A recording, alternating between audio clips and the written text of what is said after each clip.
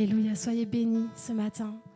Que le nom du Seigneur soit béni ce matin. Quelle joie d'être ensemble. Ce matin, nous voulions vous apporter un petit témoignage avant que Joël apporte la parole, nous partage un message. Et ce témoignage, en fait, que nous voulions vous apporter, c'est par rapport à quelque chose que j'ai vécu il y a quelques années. Donc ce témoignage, il va être assez court, mais il va être parlé et chanté. Il y a quelques années, c'était il y a à peu près 11 ans, on n'était pas encore parents, j'ai été très découragée sur plusieurs plans, très découragée. Sur le plan de l'Église, il y avait besoin qu'il y ait des choses qui soient réveillées, qui bougent. Sur le plan de mon travail aussi, le travail dans lequel j'étais à l'époque. Et en fait, je m'étais laissée refroidir. Je m'étais laissée comme figée un peu dans ma vie. Et je me plaignais des circonstances et je me plaignais de ce qui était extérieur à moi-même. Et il y a eu un jour où, alors que jusque-là, ma vie de prière, je l'avais laissé se refroidir, j'avais laissé mon cœur se durcir, se refroidir, et je n'étais plus très sensible à la voix du Saint-Esprit, parce que c'est quelque chose qu'on doit chérir, qui doit s'entretenir. Il y a eu un week-end où je me suis abandonnée à Dieu, et j'ai pleuré, j'ai crié à Dieu tout le week-end. Et avant même que le Seigneur change les circonstances, le Saint-Esprit m'a révélé ceci. Mais en fait, avant de changer les circonstances extérieures, je veux d'abord changer ton cœur. Avant de m'occuper de l'extérieur, je m'occupais de l'intérieur. Et il y a eu j'ose dire un switch, il y a eu un changement. Et le Seigneur s'est manifesté. Il y a eu des miracles. On a vécu un véritable réveil dans notre église. Dans mon travail, j'ai vécu des miracles. Mais avant ça, le Saint-Esprit a changé ma mentalité. Et j'ai envie de dire que la vraie victoire, c'est d'abord ça. C'est de chérir notre intimité avec Dieu. Le Seigneur avait même peut-être permis certaines choses pour que je crie à lui et que je sois reconnectée à la véritable raison de notre existence. C'était l'intimité avec lui. Et bien sûr que quand on a des victoires finales, quand on a des bénédictions, c'est quelque chose que l'on marque d'une croix, c'est quelque chose qui nous marque, et on peut bénir Dieu pour les victoires, on peut bénir Dieu pour le résultat des prières. Mais le Seigneur me disait, tu vois, si ton regard change, déjà ta vie, elle est changée. Parce qu'avant même les circonstances, ce qui fait notre vie, c'est notre vision des choses. Et quand le Saint-Esprit vient nous remplir, nous visiter, ça fait déjà toute la différence. Ce qui fait que même si l'épreuve, elle continuait, même si la victoire n'arrivait pas tout de suite, peut-être dans ta vie, déjà il y a la victoire. Parce que ta vision des choses, elle est bénie et tu baignes dans la présence de Dieu. Que ce soit un temps de désert ou que ce soit un temps de victoire finale. Amen. Et cette étape de ma vie m'a tellement marquée que suite à ça, j'ai écrit un chant que je veux vous partager qui s'intitule « Ta fidélité ». Ta fidélité. Oh Dieu, je veux chanter ta fidélité. Ton amour si profond sans jamais me lasser, si riche, incomparable est cette bonté qui a transformé ma vie. Au sein de l'obscurité jaillit ta lumière, comme un phare elle est mon plus grand repère. Un seul toucher de toi et tout devient plus clair. Et grâce à toi mon soleil brille. Je veux proclamer que tu es celui qui délivre et qui soutient. Tu as l'avenir de tes enfants dans tes mains. C'est vrai, celui qui se confie en toi ne sera privé de rien. Celui qui se cache dans tes bras d'amour renouvelle ses forces en toi jour après jour. Quand nous sommes perdus, tu mets dans nos cœurs des chemins tracés.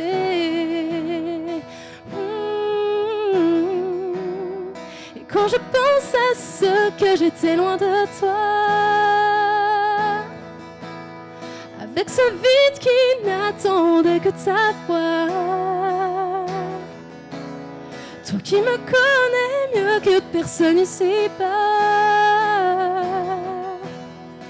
Tu voyais tous mes besoins. Oui, tu m'as façonné et me voyais déjà. Dans toute ma destinée, mes valeurs et mes choix. Si je suis si précieuse à tes yeux, mon roi, alors je ne craindrai rien. Je veux proclamer que tu es celui qui délivre et qui soutient. Tu as l'avenir de tes enfants dans tes mains. C'est vrai, celui qui se confie en toi ne sera privé de rien. Celui qui se cache dans tes bras d'amour renouvelle ses forces en toi jour après jour. Quand nous sommes perdus, tu mets dans nos cœurs des chemins tracés. Oh, oui, des chemins tracés. Oh,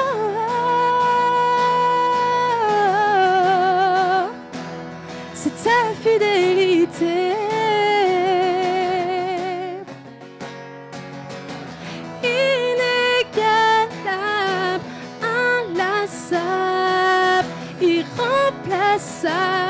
Seigneur, est ta fidélité. Ton amour ne changera jamais. Inébranlable est cette fidélité. Inégalable, inlassable, irremplaçable. Seigneur, est ta fidélité. Oui, ton amour ne changera jamais. Inébranlable est cette fidélité. J'imagine le jour où je te verrai, que le temps s'arrêtera pour une louange éternelle, que tu m'expliqueras ce que je ne comprenais, que tout sera dévoilé. Ta fidélité n'aura jamais eu de faille. Dans les épreuves, les choix et les moindres détails, toute ma vie j'aurais chanté jusqu'à la fin, car tu m'auras tenu la main. Je veux proclamer que tu es celui qui délivre et qui soutient. Tu as l'avenir de tes enfants dans tes mains. C'est vrai, celui qui se confie en toi ne sera privé de rien. Celui qui se cache dans tes bras d'amour renouvelle ses forces en toi jour après jour. Quand nous sommes perdus, tu mets dans nos cœurs tes chemins tracés. Tu es celui qui délivre et qui soutient. Tu as l'avenir de tes enfants dans tes mains. C'est vrai, celui qui se confie en toi ne sera privé de rien. Celui qui se cache dans tes bras d'amour renouvelle ses forces en toi jour après jour. Quand nous sommes perdus, tu mets dans nos cœurs tes chemins tracés.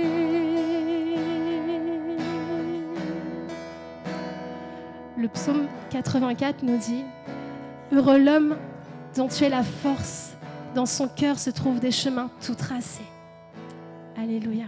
Même quand nous ne comprenons pas, quand c'est le Seigneur qui vient changer notre vision des choses, il éclaire notre chemin et on trouve des chemins tout tracés. Alléluia, soyez bénis.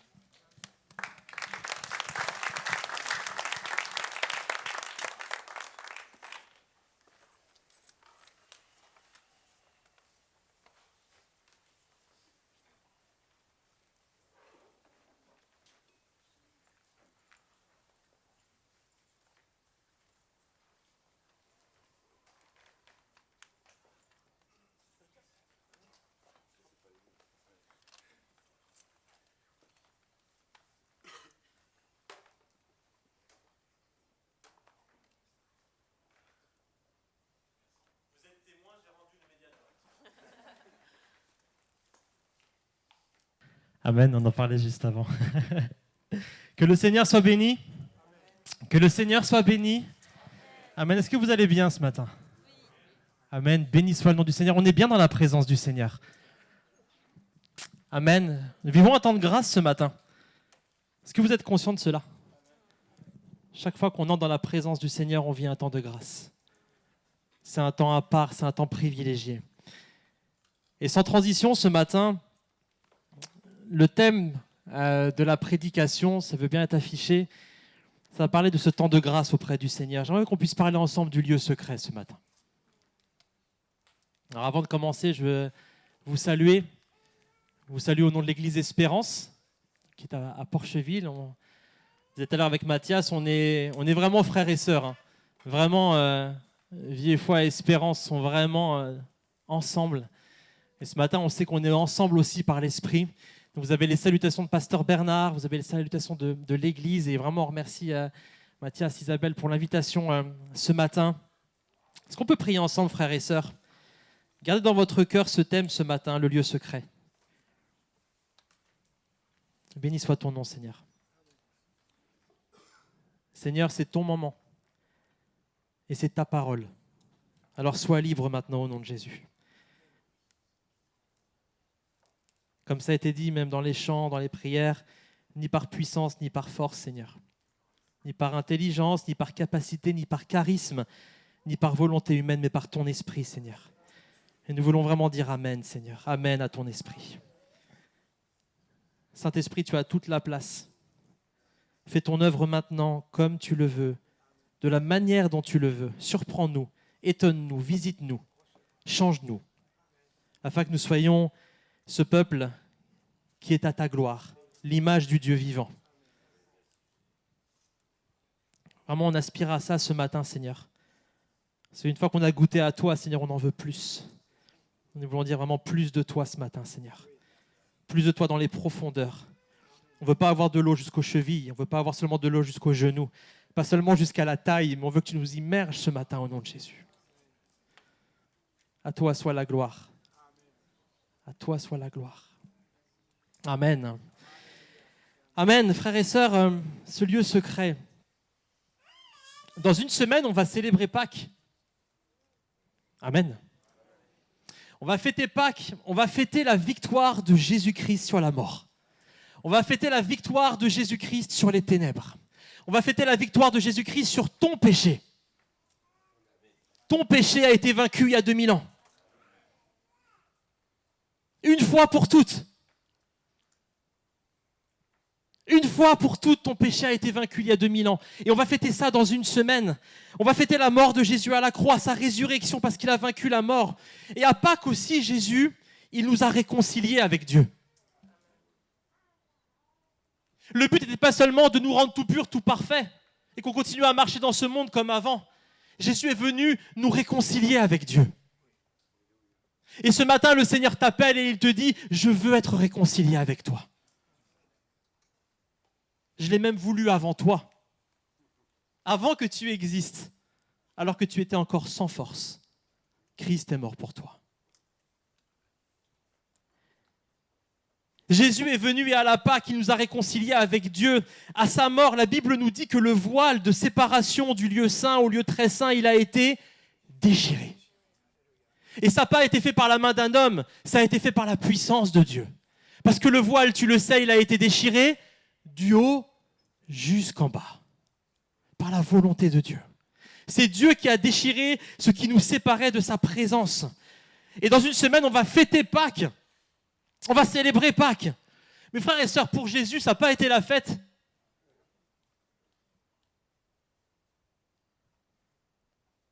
Ça a coûté énormément à Jésus. Il l'a payé de sa vie. Il l'a payé de son sang. Il l'a payé dans l'entièreté de ce qu'il était. Il a tout donné pour nous ce matin. Il a tout donné pour toi ce matin. Il a tout donné, il y a eu un prix immense, le plus grand des prix pour que nous soyons réconciliés avec Dieu. Et la Bible dit qu'aujourd'hui, nous avons un libre accès auprès du Père par le sang de Jésus. Nous avons un libre accès. Retiens cela ce matin. Et le Seigneur te demande ce matin, est-ce que venir dans sa présence a de la valeur pour toi? Est-ce que tu estimes le prix du libre accès à la présence de Dieu? Est-ce que tu considères la valeur de passer par le voile et d'entrer dans le lieu très saint, sans restriction? Sans restriction. Dans Matthieu 6, verset 6, ce sera le verset de notre temps de partage ce matin. Jésus va dire, mais toi, quand tu pries, entre dans ta chambre, ferme ta porte et prie le Père qui est dans le lieu secret. Et ton Père qui voit dans le secret te le rendra. Quelqu'un veut dire amen avec moi ce matin? Je pourrais m'arrêter de prêcher ici. Frères et sœurs, si on reçoit ce verset, il change nos vies. Il y a tout dans ce verset. Il y a tout ce qui est essentiel. Lorsqu'on comprend que Jésus a payé pour que nous ayons un libre accès au lieu secret, que nous puissions facilement rentrer dans notre chambre, fermer la porte et accéder à Dieu comme on le veut. Tu rentres dans ta chambre, Dieu t'attend. Dieu est déjà là. Frères et sœurs, combien de fois Dieu nous attend et on ne vient pas?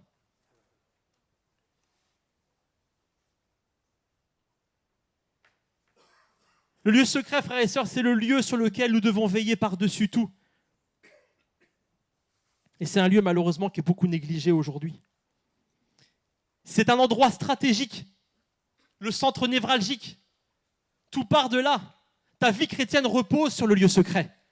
Elle ne repose pas sur l'église ce matin. Elle ne repose pas sur ton pasteur. Si tu ne vas pas dans le lieu secret, tu vas épuiser ton pasteur.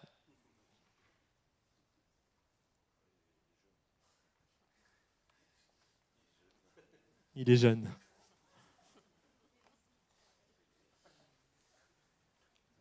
Dernièrement, il y a une sœur qui s'approche de Dieu,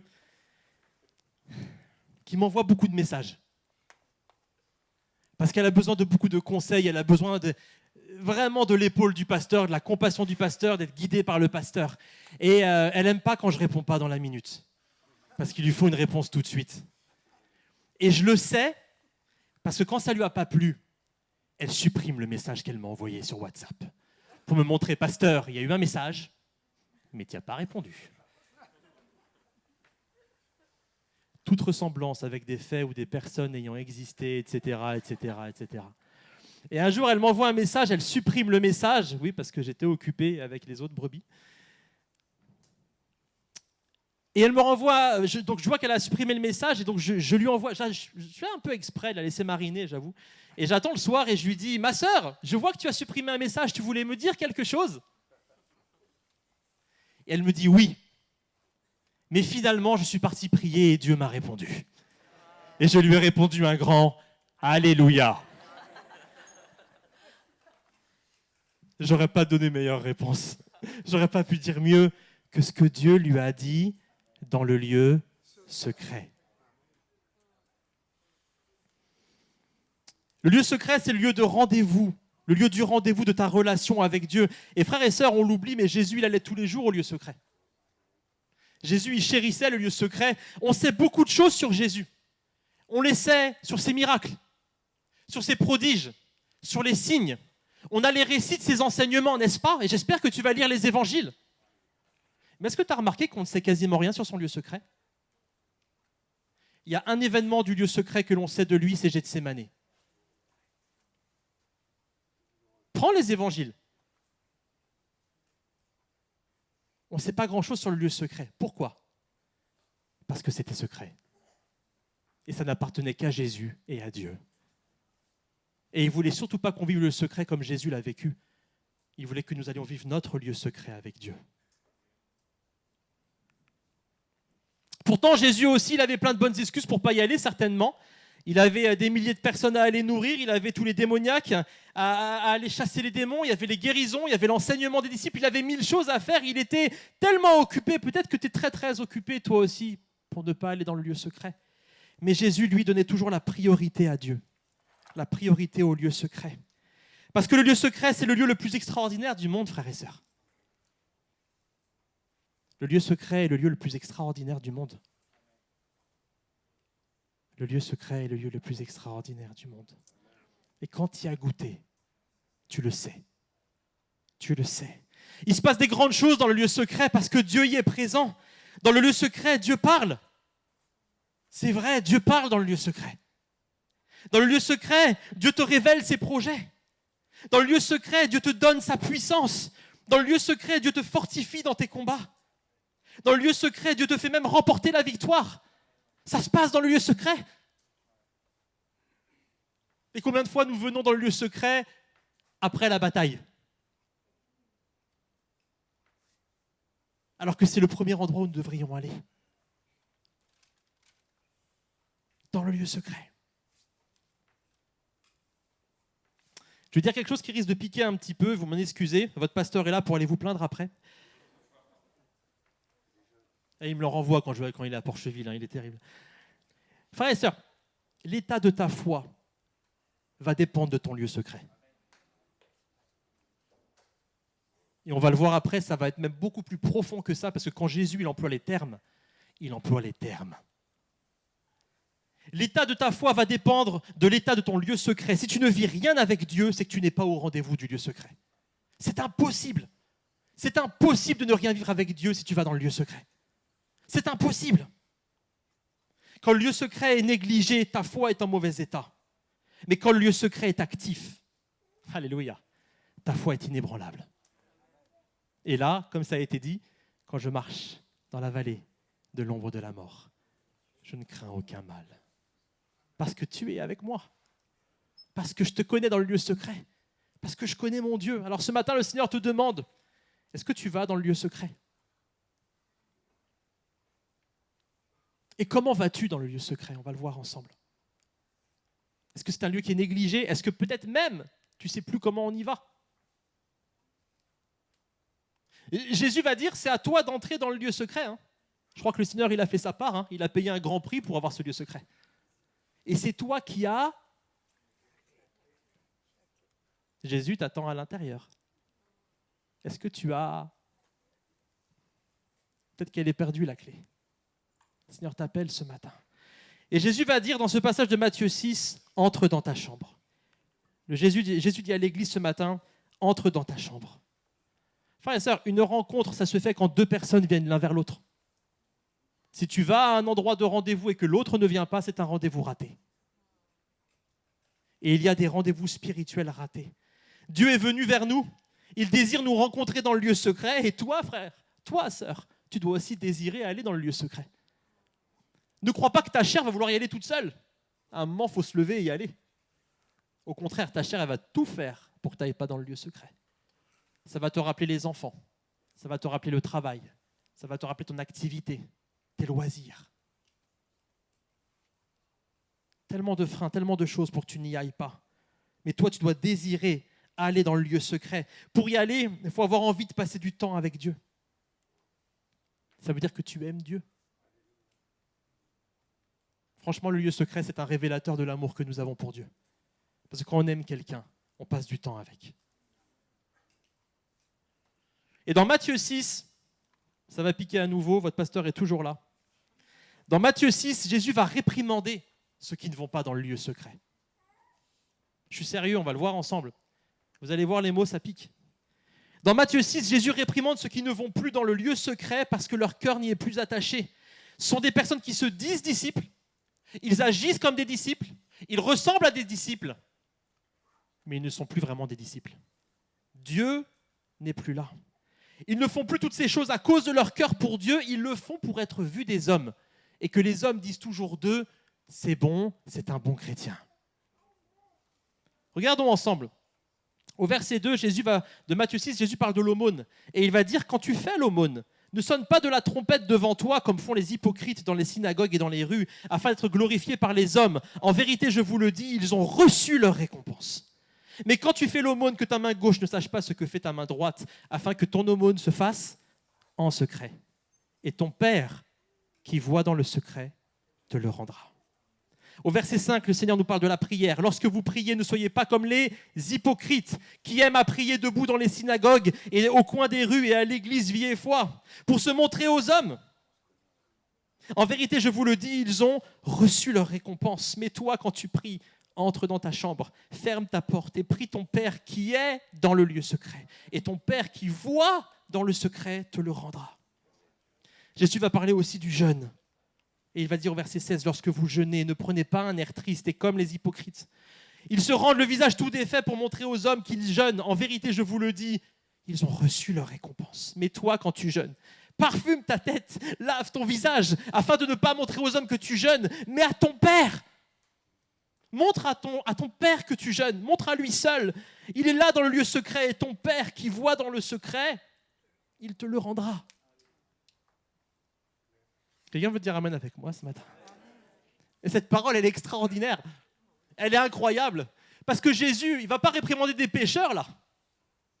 Là, Jésus, il va réprimander des gens qui font l'aumône, qui prient et qui jeûnent. Et là, tout ça, on a envie de dire waouh, amen. Et là, le pasteur, il se dit waouh, amen, mon église, elle fonctionne. Les chrétiens sont bien actifs, leur cœur est bien dans le Seigneur. On dirait qu'ils ressemblent à des bons chrétiens. Mes frères et sœurs, on peut tromper les hommes, mais on ne trompe pas Dieu. Et je vais te dire, tu peux prier des belles prières à voix haute à l'église. Tu peux jeûner. Tu peux faire l'aumône pour les pauvres. Et que pourtant Dieu ne soit pas dans l'affaire. Et que pourtant ton cœur soit séparé de Dieu. Et les autres personnes voient cela. On applaudit. Ah, il est présent à toutes les réunions. Ah, il a donné pour les œuvres. Ah, c'est quelqu'un qui est fidèle. C'est quelqu'un qui jeûne beaucoup pour le combat spirituel.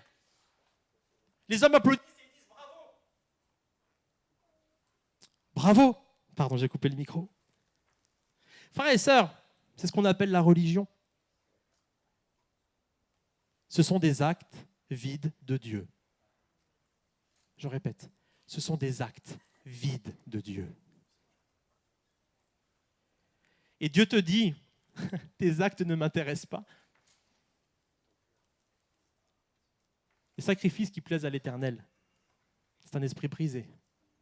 C'est un cœur qui lui appartient. Ce n'est pas le jeûne, ce n'est pas l'aumône. Dieu te dit, tes actes ne m'intéressent même pas. Le Seigneur va quand même dire à un moment dans la parole, je hais votre louange. Le Seigneur parle à son peuple qui s'est éloigné de lui. Et il l'honore de leur bouche, mais leur cœur est éloigné de Dieu. Et Dieu va dire, je hais votre louange. Parce que le Seigneur sent l'odeur de ta louange. Et il sent tout ce qui est faux dans la louange. C'est de la religion, des actes vides de Dieu. Et Dieu te dit, entre dans ta chambre. Parce que ce que je veux avec toi, c'est une relation. Jésus va appeler ces personnes, tu l'as vu dans le passage, il va les appeler des hypocrites. Et le mot grec qui est affiché nous donne la définition, ça veut dire un acteur, un joueur de théâtre. Ça veut dire aussi celui qui dissimule, un prétendant, un hypocrite. Frères et sœurs, ne pas venir rencontrer Dieu dans le lieu secret, c'est être un chrétien hypocrite. On est un acteur.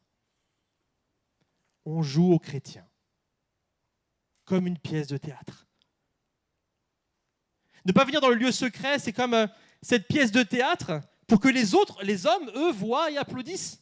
À la fin de la représentation, bravo, bravo, clap, clap, tout le monde se met debout, bis. Et tu rejoues la scène. Et tu rejoues la scène tous les dimanches. Jouer aux chrétiens. Rien n'est fait par amour pour Dieu. Et rien n'est fait à cause de ta relation avec Dieu. Un chrétien hypocrite, il affiche une vie chrétienne pour laquelle Dieu n'est pas présent. Dans laquelle Dieu n'est pas présent. Parce que le lieu secret n'existe plus. Un hypocrite, c'est celui qui dissimule aussi. Tu caches ta vraie nature.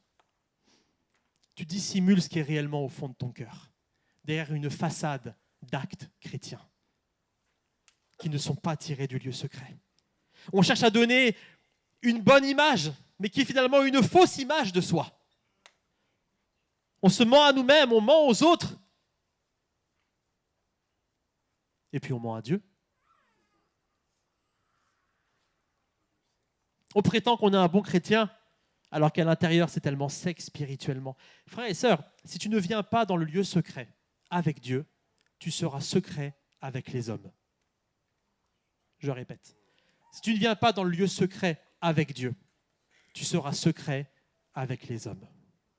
Tu cacheras, tu dissimuleras des choses. Les hommes peuvent être trompés, mais on ne trompe pas Dieu.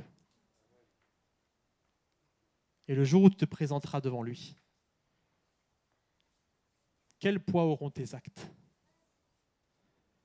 La Bible dit que ceux qui entreront dans le royaume de Dieu sont ceux qui ont le sceau de Dieu sur leur vie et son nom marqué dans le livre de vie. Dieu reconnaît les siens.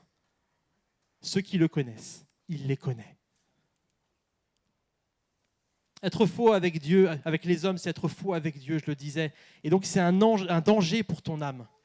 Et le texte le dit, Jésus le dit 3 fois. Ils ont reçu leur récompense.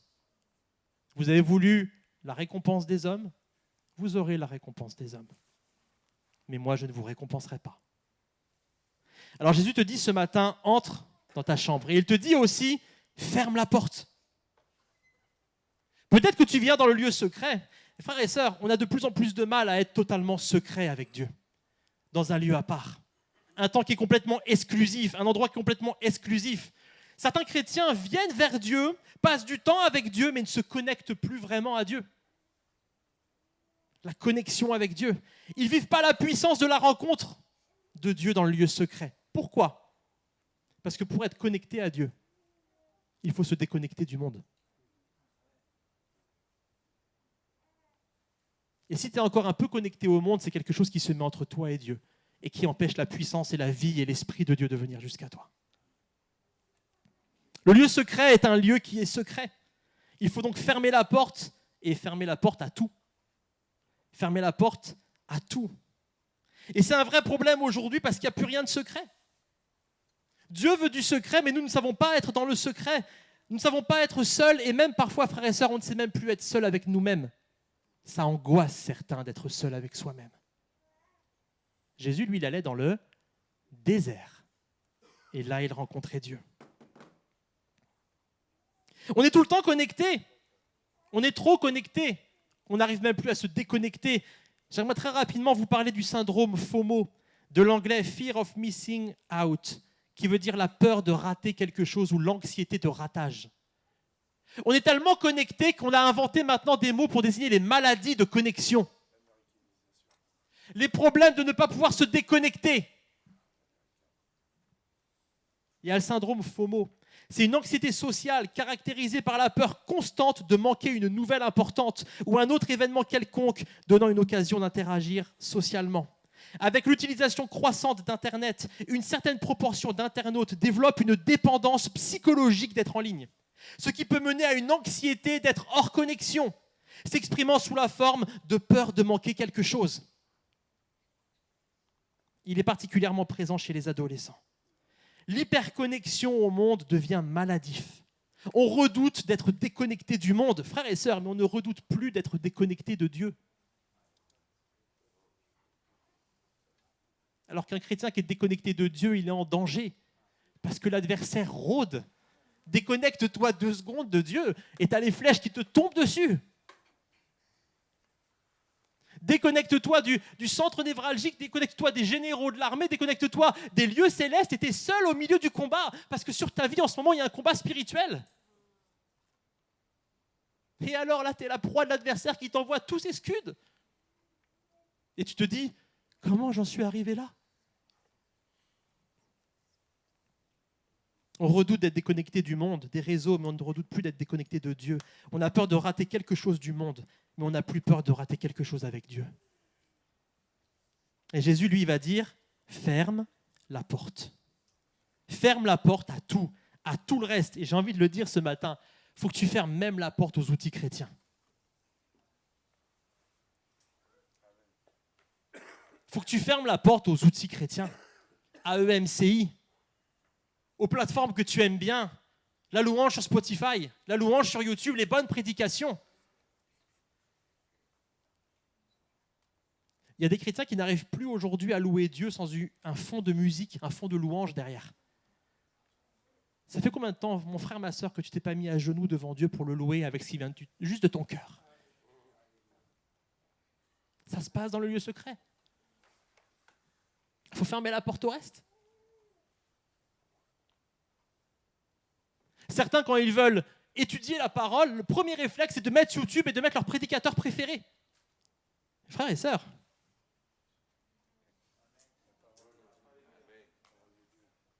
et si tu allais vers ton prédicateur préféré? Il s'appelle Dieu et il parle encore aujourd'hui. On court après les outils et on ne se rend pas compte que ces outils, au final, ils viennent polluer la connexion avec Dieu. Parce que soyons vrais, quand tu mets de la louange, tu mets la louange que tu aimes bien. Quand tu mets une prédication, c'est rare qu'on mette ce qui chatouille. Hein. Et on est nourri parce qu'on a envie d'être nourri, pas parce que Dieu veut nous dire. Alors que lorsque tu prends ta Bible, et puis d'un coup le Seigneur il te dit, va lire tel passage. Et tu sais plus ce que c'est le tel passage. Et tu ouvres ta Bible et tu tombes sur le passage. Et tu fais, aïe, ça me concerne.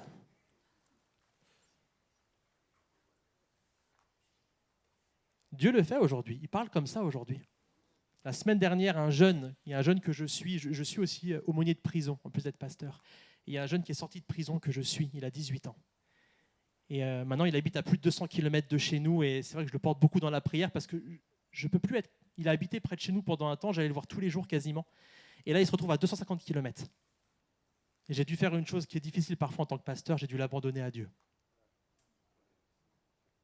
Et en fait, c'est ce qu'il y a de mieux à faire. Et il a vécu des hauts et des bas, c'est compliqué, je ne peux pas aller le voir. Et un jour, il m'appelle et il me dit, pasteur, je suis tombé sur tel passage. À la fin du monde, à la fin des temps, les hommes seront arrogants, ennemis de Dieu, fanfarons, amoureux de l'argent, etc. Et là, il me sort ce passage et je lui dis, quoi? Je pensais qu'il allait être choqué parce qu'il avait vu. Il me dit, je suis tombé dessus comme ça sur le passage. Quelqu'un qui s'approche à peine de Dieu, qui a tellement de choses dans sa vie. Il dit, j'ai lu ce passage. Et je lui dis, oui, et je lui dis, qu'est-ce qu'il y a? Il y a quelque chose qui t'a choqué, qui n'a pas été, t'as pas aimé? Il m'a dit, non! C'est moi cette personne. C'est moi cette personne. C'est moi l'ami de l'argent. C'est moi le fanfaron. Je viens de comprendre qui j'étais.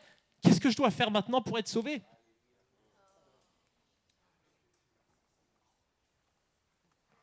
Il faut fermer la porte aux outils. Parce qu'on a le plus grand des prédicateurs avec nous.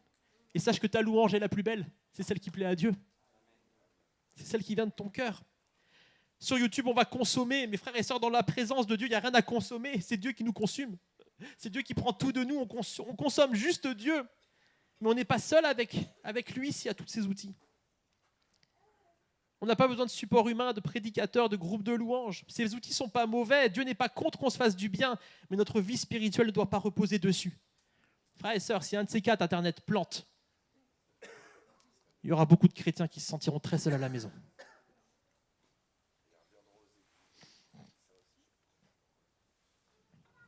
Prenez vos Bibles. Mettons-y le nez dès maintenant. Il y a des chrétiens aujourd'hui qui n'arrivent plus à prier seuls, à louer seuls, et alors à l'église pour prier à voix haute. C'est encore autre chose. On n'a plus de vocabulaire avec Dieu parce qu'on ne parle pas nous-mêmes à Dieu. Et on n'a plus l'amour de la parole, d'aller feuilleter la parole, la toucher avec nos doigts. Ce cœur à cœur, cette relation, cette fusion avec la parole de Dieu, on s'y est tellement plongé, elle nous a tellement répondu, Dieu a tellement été présent. Moi, j'ai une Bible chez moi, elle est explosée. Elle est explosée, je ne la prends pas parce que là, je suis un bon pasteur, je vous montre la belle Bible. Mais ta Bible qui est explosée, quand tu l'as explosée, tu t'en sépares pas, tu ne la mets pas à la poubelle. Tu as ton cœur qui est dedans. Tu ne peux pas la mettre il n'y a plus de couverture, il y a du marqueur, il y a ce que tu veux. Mais c'est ta Bible à toi. Dans le lieu secret, frères et sœurs, il n'y a rien. Il n'y a rien d'autre que Dieu et toi. Donc en fait, dans le lieu secret, il y a tout. Il y a absolument tout. Parce que tu es face à face avec Dieu. Le lieu secret n'est pas vide. Certains ont peur du vide. Et parfois, c'est vrai que quand on vient la première fois dans le lieu secret, ça semble très très vide. Tu sais pourquoi? C'est parce que tu es face à l'immensité de Dieu. C'est comme quand tu es face à l'océan ou que tu vas en haut d'une montagne. L'immensité te prend comme ça. Et parfois, tu ne sais pas comment réagir. C'est pas vide. C'est plein de Dieu. C'est plein de Dieu. N'ayons pas peur du secret. Ne cherchons pas à y ajouter avec ce que l'on pense bon, la parole du moment, la louange du moment pour meubler le moment. Dieu suffit. Même le silence suffit. Si tu es avec Dieu, c'est lui qui va remplir le lieu secret de ce qui est vraiment important. Lui sait ce qui est vraiment important pour l'instant. Lui sait de quoi nous avons besoin. Alors Jésus te dit ce matin, ferme la porte. Ferme la porte et sois satisfait de rencontrer Dieu. Juste ça. Chéris ce moment. Je vais conclure en citant à nouveau le passage que nous avons pris de Matthieu 6, verset 6. « Mais toi, quand tu pries, entre dans ta chambre, ferme ta porte et prie ton Père qui est dans le lieu secret. » Et j'aimerais appuyer juste en terminant. Et ton Père qui, est-ce qu'on peut le dire ensemble, ton Père qui voit dans le secret, te le rendra. Dans Hébreu, il est dit que lorsqu'on s'approche de Dieu, il faut avoir foi en Dieu. Foi qu'il existe et aussi qu'il rémunère ceux qui le cherchent, qu'il récompense ceux qui le cherchent. Est-ce que ça ne te donne pas envie ce matin de goûter à la récompense de Dieu? Ce qui vient directement du cœur de Dieu. Ce que le Père a prévu de te donner dans sa grâce. La récompense de Dieu, elle se trouve dans le lieu secret, pas ailleurs. Parce que lorsque nous sommes face à Dieu, nous sommes au bénéfice de Dieu. Alors il prend tout de nous, mais il donne aussi tout de lui. Il donne tout. Il a déjà tout donné à la croix. Pourquoi est-ce qu'il retiendrait? Tout a déjà été donné, tout est accompli. Et combien de fois nous sommes des enfants pauvres qui ne nous servons pas de ce qui est dans la maison du Père, de la table du Père. Il donne tout de lui. Il va laver ta robe et tu vas recevoir sa justice, sa nature, son amour, son esprit, sa force, sa sagesse, ses solutions, ses projets, sa compassion. Je ne peux pas tout citer. Dieu sait. Dieu sait ce que tu as besoin. Nous avons totalement accès à Dieu. Tout de Dieu est pour toi. C'est la récompense du lieu secret et ça ne se trouve que dans le lieu secret. Et j'aimerais rappeler ce qui a été dit au début de la prédication. Jésus a donné sa vie pour que tu accèdes à Dieu, que tu sois réconcilié avec lui. Ça, c'est le prix du lieu secret. C'est le prix de la présence de Dieu, du libre accès à sa présence. Alors, veux-tu venir au lieu secret? Est-ce qu'il pourrait y avoir juste une personne de la louange qui viendrait, juste un air, s'il vous plaît? J'aimerais faire un appel ce matin. Veux-tu venir au lieu secret? J'aimerais premièrement que nous puissions demander pardon à Dieu. Pardon à Dieu d'avoir négligé le lieu secret. Peut-être que c'est ton cas ce matin. Dieu t'a attendu tellement de fois dans le lieu secret et tu n'es pas venu. Peut-être même que tu as complètement délaissé le lieu secret. Et aujourd'hui, tu t'es reconnu dans ce que Jésus appelle les hypocrites, qui ont déjà reçu leur récompense. Peut-être même que tu reçois des récompenses en ce moment que tu n'attendais pas. L'homme peut tellement te récompenser de mauvaise manière. On te rend des choses tellement dures. Peut-être la vie n'est pas facile, tu t'es mangé des claques. Mais Dieu avait d'autres projets pour toi. Et ça se passait dans le lieu secret. Demande pardon à Dieu. Il est fidèle et juste pour te pardonner. La porte du lieu secret n'est pas fermée ce matin. La porte du lieu secret de la présence de Dieu n'est pas fermée ce matin, mais c'est toi qui as la clé. Il faut que tu fasses tes poches et que tu dises « Ok, où est-ce que j'ai mis la clé ?» Seigneur, je veux revenir au lieu secret. Seigneur, je veux venir au lieu secret. Premièrement, si tu as délaissé le lieu secret, demande pardon à Dieu de l'avoir délaissé. J'aimerais inviter aussi peut-être ce matin ceux qui vont dans le lieu secret, mais qui ne savent pas y être seuls avec Dieu, qui ont oublié de se déconnecter complètement du monde pour se connecter à Dieu. Ils ne passent plus de temps de qualité avec Dieu, ce qui fait que même, il y a un goût qui n'est plus le même. Peut-être le goût du premier amour n'est plus là. Le goût de la relation avec Dieu n'est plus là. J'arrive plus à être connecté 100% à toi, Seigneur. Et Dieu te dit ce matin, mais t'es-tu déconnecté du monde? Moi, je n'ai pas changé. Ma présence n'a pas changé. Mais est-ce que tu t'es déconnecté du monde pour moi? Est-ce que tu veux me sacrifier tes loisirs? Est-ce que tu veux me sacrifier tes pensées? Est-ce que tu veux me sacrifier même ton groupe de louanges que tu aimes tant? Tous ces outils et ces choses que tu mettais entre toi et moi. Dans le lieu secret, il n'y a que moi. Dans le lieu secret, il n'y a que moi. Est-ce que ça te suffit ce matin? Est-ce que ça te suffit ce matin? Nous savons que la grâce de Dieu nous suffit pour le pardon de nos péchés. Mais est-ce que la présence de Dieu nous suffit pour notre vie?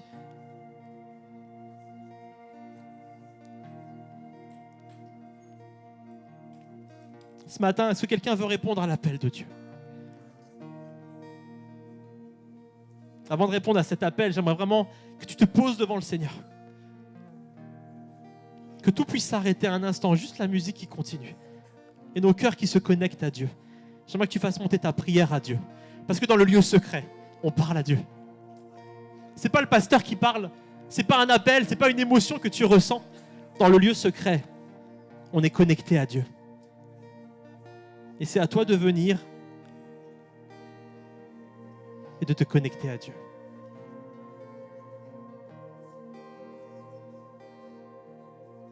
Qu'as-tu à dire à Dieu ce matin? Entre dans ta chambre, ferme la porte et prie. Saint-Esprit, c'est toi qui es à l'œuvre en cet instant. Je t'abandonne mon frère, je t'abandonne ma sœur. C'est toi qui es en train de lutter dans les cœurs, Seigneur. Tu combats pour nous en cet instant. Parce que oui, ta bonté nous poursuit. Ta grâce nous poursuit. Et il y a un véritable combat, Seigneur, pour que nous ne la vivions pas. Ta parole déclare que c'est pour la liberté que tu nous as rendus libres. C'est pour la liberté. Libre de ce monde et libre d'être connecté à toi. Seigneur, tu combats dans les cœurs en cet instant. Pour tous ceux qui disent c'est pas pour moi, je ne suis pas concerné, qui se mentent à eux-mêmes, où l'adversaire est en train de mentir. S'il y a des résistances, qu'elle lâche au nom de Jésus. S'il y a des résistances, qu'elle lâche au nom de Jésus. Nous interdisons l'accès à tout esprit méchant au nom de Jésus. Ce matin, le cœur du Père se reconnecte au cœur des enfants. Ce matin, le cœur du Père est actif et vient jusqu'à toi. Et c'est un flot qui t'inonde dans cet instant. Alors que tu touches juste le manteau du Seigneur, il y a la puissance de Dieu qui vient en toi. Connecte-toi. Connecte-toi. Connecte-toi à Dieu. Dis-lui, Seigneur, ce matin, je reviens au lieu secret. Je reviens au lieu secret. Je reviens au lieu secret. C'est important ce message, mon frère, ma sœur. C'est sérieux. C'est sérieux. Peut-être que quelqu'un ce matin a besoin qu'on prie pour lui, pour l'aider, pour le soutenir, pour l'encourager. Je sais qu'il y a une équipe de ministère qui est là. Si vous voulez venir, il y a le pasteur qui vient, l'équipe de ministère. Il y a quelqu'un qui peut aussi pour vous, mesdames, prier avec vous. J'aimerais vraiment ce matin vous inviter à courir jusqu'à Dieu. J'aimerais vraiment que votre cœur court jusqu'à Dieu. Parce que le cœur de Jésus a couru jusqu'à nous. Parce qu'il nous a tellement aimés qu'il a donné son Fils. Afin que si tu crois en lui, tu aies la vie éternelle. Et tu dois être connecté au Fils de Dieu. Et ce matin, je t'invite à ne pas regarder à droite et à gauche, mais si tu veux qu'on prie pour toi, si tu as besoin d'aide, de soutien, mets-toi debout et viens devant. Tu ne viens pas devant pasteur, tu ne viens pas devant son épouse, devant Isabelle ou n'importe qui. Tu viens devant Jésus. Tu viens devant Jésus. Et alors que tu viens devant, tu viens dans le lieu secret. Dieu t'attend. Dieu t'attend. Dieu t'attend. Dieu t'attend. Dieu t'attend. J'invite les équipes de ministère à s'approcher, à commencer à prier pour les personnes qui sont approchées. Peut-être, mon frère, ma soeur, que tu as quelque chose à confesser. Dis-le ce matin. Il y a des choses peut-être qui sont à confesser. Il faut les dire ce matin. Parce que peut-être que c'est un péché qui t'empêche. Peut-être que c'est un péché qui t'empêche. Peut-être que c'est une activité qui t'empêche. Je ne sais pas, mais il y a des choses qui sont à confesser. La Bible dit que lorsqu'on confesse nos péchés, il est fidèle et juste pour nous les pardonner. Et il y a des puissances qui se manifestent seulement quand on confesse les choses. Il ne faut pas que tu les gardes dans ton cœur. Il faut amener les choses à être dévoilées ce matin. Et alors que l'on prie, le Saint-Esprit fait son œuvre maintenant. Le Saint-Esprit fait son œuvre maintenant. Le Saint-Esprit fait son œuvre maintenant. Sache que Dieu te voit. Parce que lorsque tu viens dans le lieu secret, ton Père voit dans le secret et il te récompense. Et il te récompense. Et il te récompense. Engage-toi ce matin. Engage-toi pour le lieu secret. Engage-toi avec Dieu. Engage-toi pour sa présence. Il y a un temps de réconciliation ce matin, frères et sœurs. Il y a la croix qui est bien debout ce matin, qui est bien dressée. Et dans une semaine, on va le dire, le tombeau est vide. Il y a un temps de réconciliation avec le Père ce matin. Tu as oublié ton Père. En oubliant de venir dans le lieu secret, tu as oublié le Père. Et le Saint-Esprit maintenant te dit, reviens au Père. Je veux te récompenser. Je veux te donner. Tu ne le regretteras pas. Tu ne le regretteras pas. Engage-toi avec Jésus. Engage-toi au lieu secret. À la vraie vie du chrétien. Pas à la vie d'un hypocrite.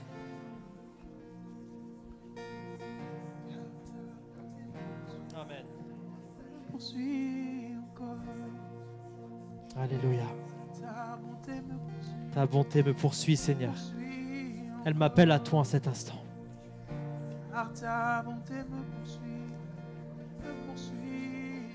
Oui, sa bonté te poursuit.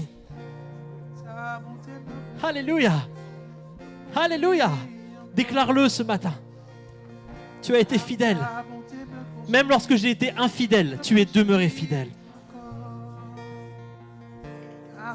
Et le Seigneur te rétablit ce matin.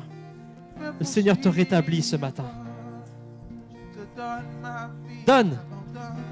Donne. Alléluia. Car ta bonté me poursuit. Elle me poursuit encore. Car ta bonté me poursuit encore. Ça se passe dans le lieu secret. Car ta bonté me poursuit. Elle est dans le lieu secret ce matin. Je te donne ma vie, j'abandonne tout. Je me soumets à toi. Déclare-le. Car ta bonté me poursuit. Elle me poursuit encore.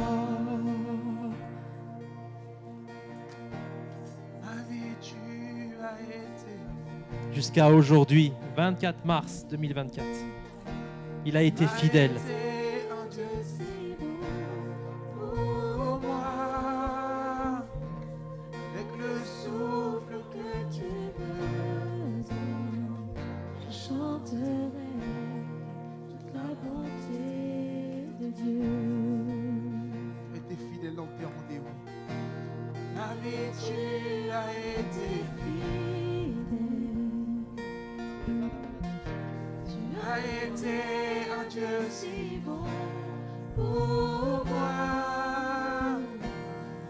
Le souffle que tu me donnes, chanterai toute la bonté de Dieu. Chanterai toute la bonté de Dieu.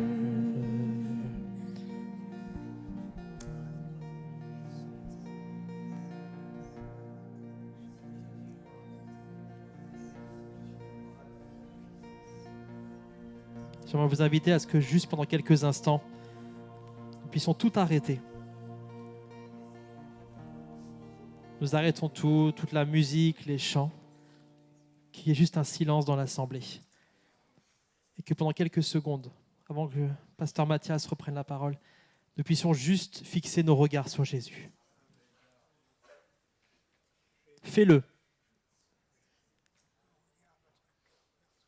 Dans le silence. Laissons le Saint-Esprit agir. Juste tes regards sur Jésus.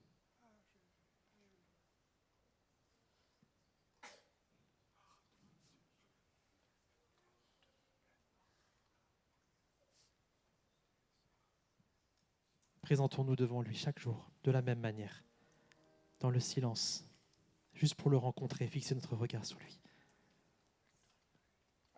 Et ton Père, qui voit dans le secret, te le rendra. Que le Seigneur vous bénisse.